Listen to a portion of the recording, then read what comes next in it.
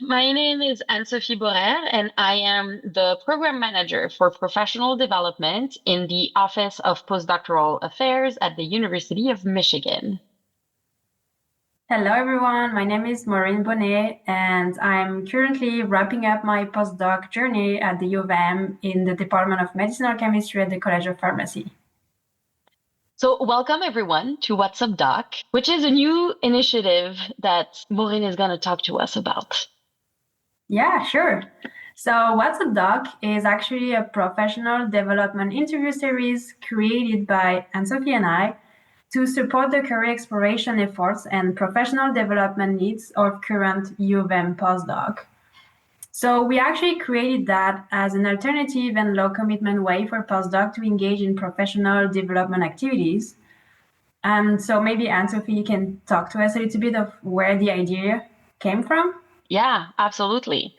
So for this, a little bit of background about me. So I was a postdoc myself, and realizing that I didn't want to go into a faculty career, I had to go through this whole existential crisis of figuring out what my career was going to look like.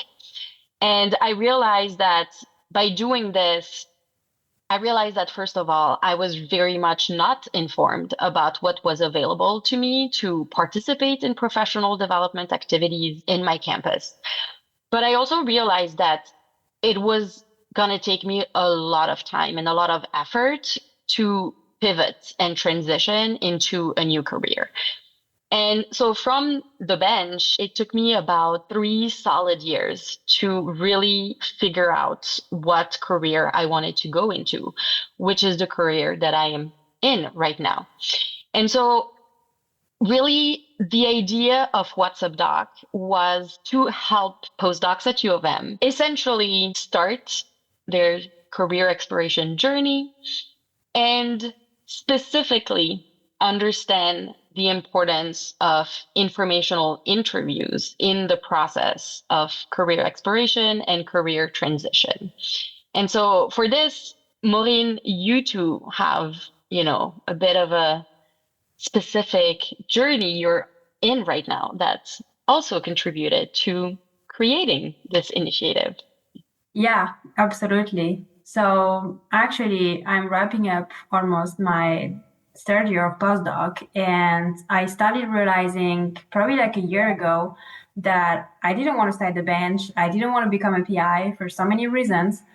And the same, I was like, what is out there?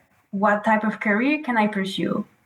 How can I use my PhD and my postdoc experience? How do I compete with people that are already in the job market?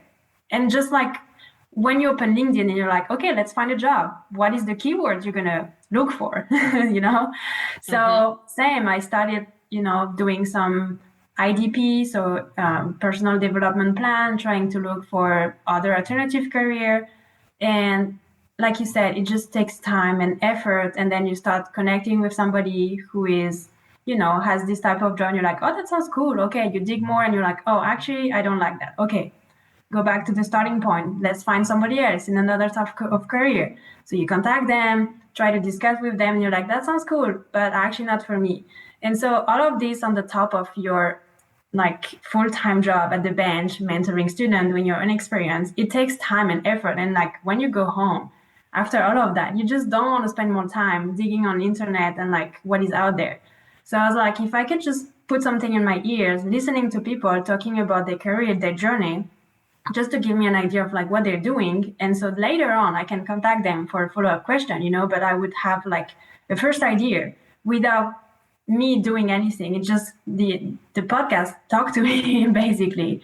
So that's how, I like my background and how I thought like we might need this like initiative, and who's better than you to do that, set up the podcast with. So that's how we started. And it was really serendipitous that you reached out to me to schedule an advising session with me. Mm-hmm. And turns out we're both from France. Yay. And so we could connect, right? We had that shared experience of coming to the US to do a postdoc, realizing we wanted to stay in the US and having to figure out what we wanted to do. And so I think it was really right, the right time, perfect storm for us to meet and essentially have the same idea, but just needing someone else to Mhm. help us get this off the ground. So this is how What's Up Doc was born. So now what we really want you all to understand is what the benefits of listening to What's Up Doc is going to be for you. And really, Maureen, you already touched a little bit on this.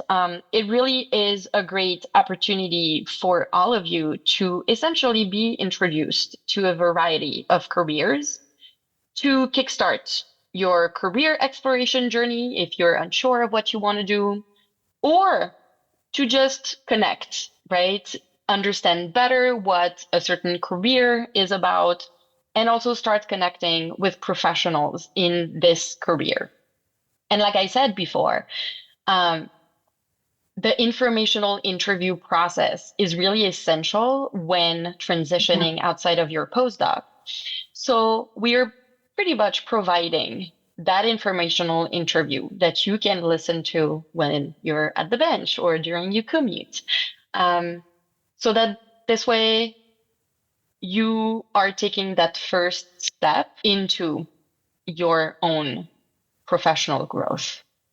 And I think I would add that, like you highlight the importance of those interviews. And sometimes it's not easy to stop. You're like, so who should I contact? Like, are you just going to open LinkedIn or like open Google and say, give me the name of an IP lawyer, like I can talk about patent and IP. But it's not necessarily easy to contact those people. They don't know who you are. So like cold emailing, cold calling doesn't work out for everybody. And some people are like not comfortable doing that. So the idea of also behind the podcast for us is to provide a network, like an alumni portfolio of people who are already open to the idea to be contacted because, we all share this journey at the U of M. So like you have a first point of contact. And usually, and if you book an appointment with Anne-Sophie, she will tell you that usually after each interview, you should come home with like a few other names to be introduced to. And that way you keep going with your network and you build your network that way. So we really want the podcast by our guests to provide you this network of people you could start being introduced easily with. Absolutely. And I think it's really, right, essential to understand that all our guests are going to be former postdocs of U of M, Mhm. which provides already that first connection, right? It's a shared experience that current postdocs will have with all these alumni. And by choosing to interview specifically U-M postdoc alumni, it's also a great way for us to highlight a lot of the resources that are available at U of M that some people might not be aware of, so that ultimately, by listening to these episodes, we really hope that you're going to become more aware of what's out there. And it's also a great way for you to just start the process of thinking of what you want to do next. Yeah, and that's something I think you would hear on the first episode. But we really want to emphasize that you need to take charge of your own journey as early as possible. It's no pressure. It's just like finding a job takes time, networking takes time. So just if you can start thinking about it as soon as you start your postdoc, on the top of everything else, we know it's not easy, but that's why we wanted this to be low commitment. Just put it in your ears before you go to bed on your commute, like you said, and just start thinking about it. And so if you decide like, oh, this career sounds very interesting, what should I do to be a good candidate and a good applicant at the end of my postdoc in 2, 3, 5 years, whatever. So start looking at resources. If you want to be a faculty member, that's great, but maybe you don't have the teaching background. So you're going to hear about teaching opportunities at the U of M. If you want to become a salesperson, maybe you need customer experience. And so we have all the resources available on campus that you can look at, or career fair or stuff like that. So it's really also like we want to give you enough time to think about your career and have enough time to take the step of like taking a workshop, taking a course, or whatever you need to be the best candidate at the end of your postdoc. Absolutely. Could not have said it better. Um, so with this, we really hope that you find these conversations valuable and informative. And with that, happy listening.